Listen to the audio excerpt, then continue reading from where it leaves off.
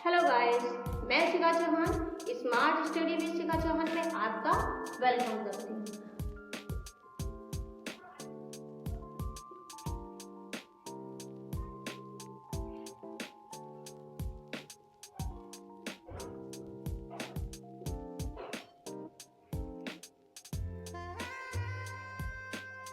तो as soon as इसका अर्थ क्या होता है? ज्यों ही, जैसे ही, त्यों ही, वैसे ही। आपने इस तरीके के काफी सारे वाक्य देख रखे होंगे, जैसे मैं जो ही स्टेशन पहुंचा त्यों ही गाड़ी छूट चुकी। तो दो वाक्य इसमें है, वाक्य की स्टार्टिंग कैसे करते हैं चलो देखते हैं।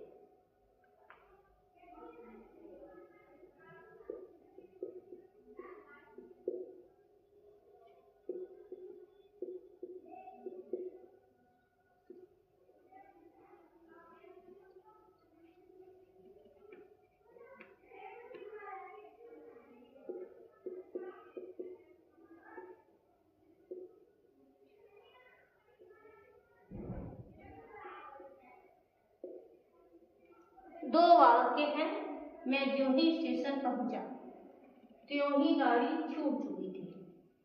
तो आपका मन है एज सून एज से बना सकते हो, आपका मन है नो सूनर डिड अथवा हैड से बना सकते हो। ठीक है, कैसे? मैं जो ही स्टेशन पहुंचा तो एज सून एज,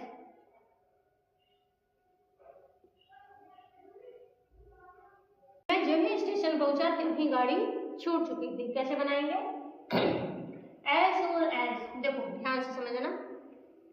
सबसे पहले मैंने मैं लिख रखा है, उसके बाद में लिखा है ज्यों ही, तो ज्यों ही को हम सबसे पहले लिखेंगे एज सून एज। उसके बाद हम लिखेंगे मैं आई, एज सून एज आई। पहुंचा कौन सा टेंस है? पास्ट इंडेफिनिट का। तो as soon as I reached the station, as soon as I reach the station, त्यों ही। अब अगर आप एज सून एज का यूज कर रहे हो तो हम देन लगाएंगे, देन। अब ये वाला टेंस पता लगाइए, पास्ट इंडेफिनिट का है कि पास्ट परफेक्ट का है। द ट्रेन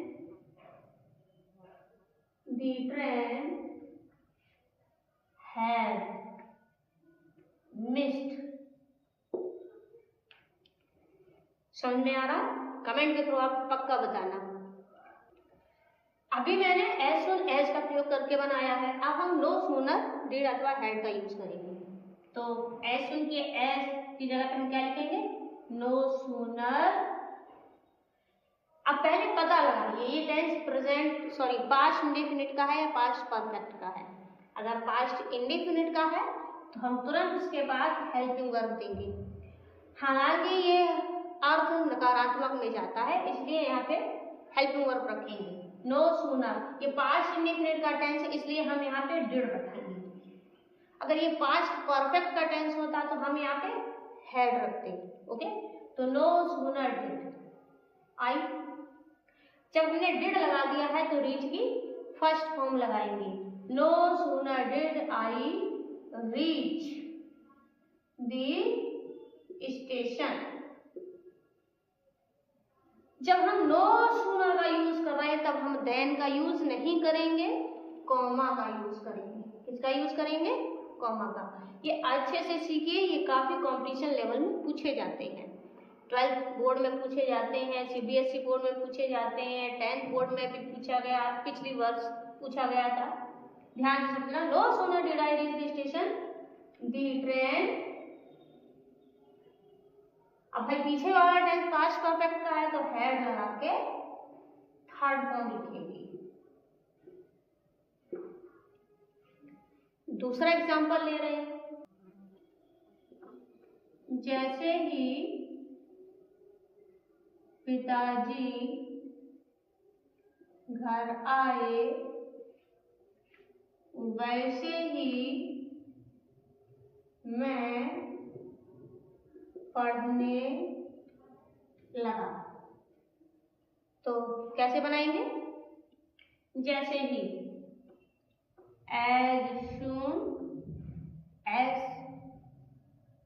the father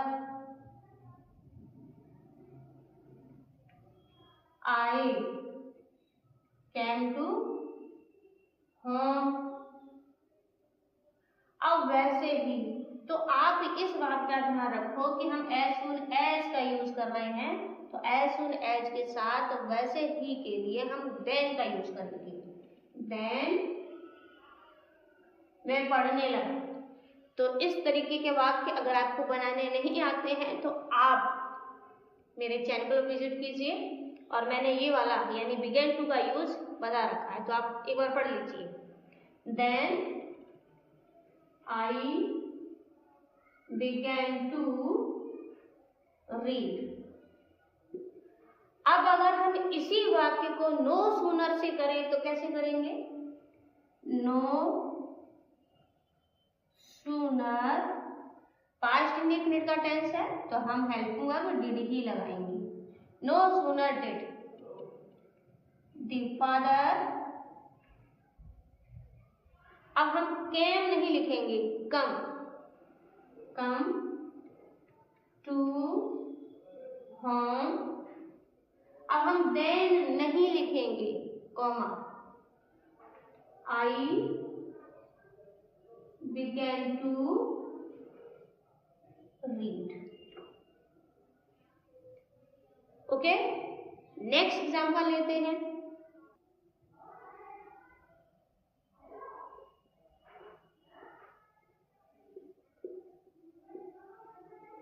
माँ जैसे ही बाजार गई थी वैसे ही बारिश होने लगी।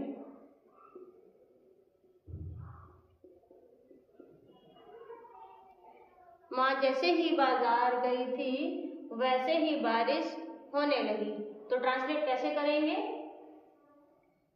as soon as the mother,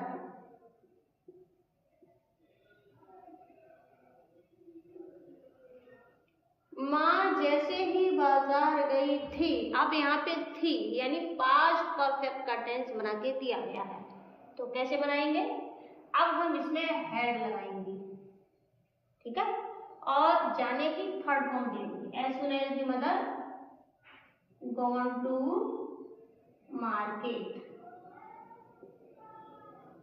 as soon as के साथ हम देन का यूज करते हैं। Then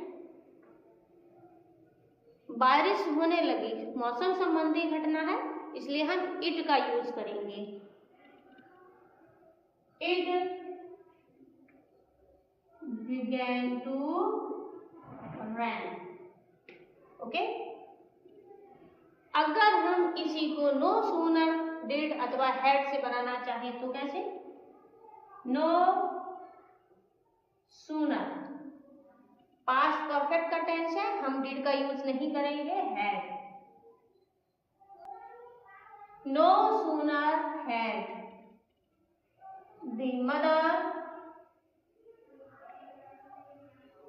gone to market.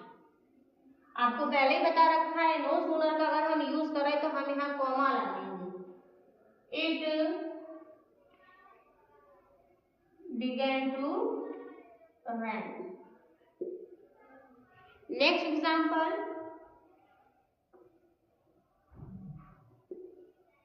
ज्यों ही बच्चे स्कूल पहुंचे त्यों ही प्रधानाचार्य बच्चों को पीटने लगे।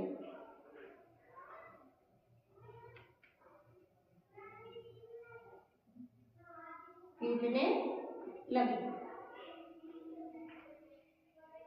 ये वाला यूज यानी इस वाले वाक्य का ट्रांसलेट आप करके बताएंगे, एज सून एज का भी यूज करके और नो सूनर डिड अथवा हैड का भी यूज करके। ओके, कोई समस्या है, कोई दिक्कत है, कोई परेशानी है, कोई भी क्यूरी है तो आप कमेंट के थ्रू पूछिए। Thank you.